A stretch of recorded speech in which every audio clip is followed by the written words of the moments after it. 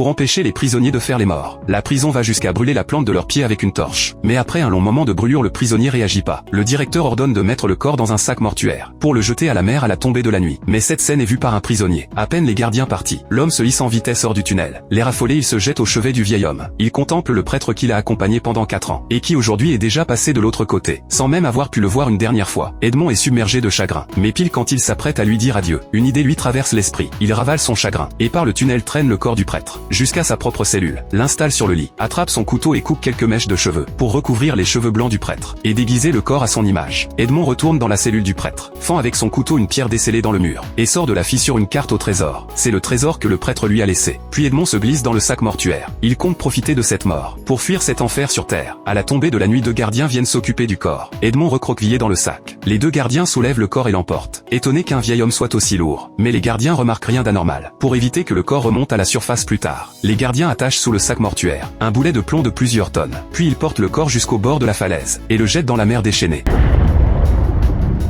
Le boulet entraîne le sac dans une chute vertigineuse. La sensation d'étouffement le submerge. Au bord de la mort, Edmond sort son couteau, fend le sac et se débat pour s'en extraire. Puis coupe vite la corde à ses pieds, et se débarrasse enfin du boulet mortel. D'instinct, Edmond remonte de toutes ses forces. Et à l'instant où il crève la surface, il aspire l'air à grandes boulées, sans oser s'arrêter une seconde. Il doit rejoindre l'autre rive avant que les gardiens s'aperçoivent de rien. Le soir, un gardien apporte le repas comme d'habitude, et arrive à la cellule d'Edmond. Mais il a beau appeler, personne répond. Furieux, le gardien pousse la porte, et découvre une scène ahurissante. C'est le corps du vieil homme qui est allongé sur le lit. Le gardien fait vite prévenir le directeur par son collègue. Un instant plus tard, le directeur rapplique affolé, et reste lui aussi bouche bée devant la scène. Il se baisse et ramasse les cheveux par terre, comprend d'un coup et ordonne de déplacer le lit. Et effectivement, le mur derrière le lit cache un mécanisme. Le gardien retire facilement la pierre descellée, et un trou apparaît brusquement. À ce moment, Edmond a déjà rejoint l'autre rive. Une fois sur la terre ferme, épuisé de corps et d'esprit, il file vite se réfugier dans une ferme, et déniche de vieux vêtements dans une armoire. Edmond troque sa tenue de prisonnier pleine d'humiliation, et quand son regard tombe par hasard sur un miroir, il sursaute devant son propre reflet. Le jeune homme d'autrefois est devenu méconnaissable. Face à ce visage marqué par les épreuves, Edmond reste un instant troublé. Avant le retour du fermier, il fuit les lieux en vitesse. À cet instant, le seul souhait au cœur d'Edmond, c'est de retrouver le trésor laissé par le prêtre. Peu après, guidé par la carte, Edmond arrive sous 2 énormes rochers. Après une fouille minutieuse, il découvre l'entrée d'une grotte bloquée par une pierre, ce qui le remplit aussitôt d'excitation. Il déplace péniblement la pierre, puis se faufile à l'intérieur tout fébrile. Et la grotte révèle un monde insoupçonné. Le trésor de légende est vraiment là. Plusieurs grands coffres de bijoux d'or et d'argent étincelants. De quoi vivre plusieurs vies sans jamais tout dépenser. Fou de joie, Edmond se relève et remercie le prêtre.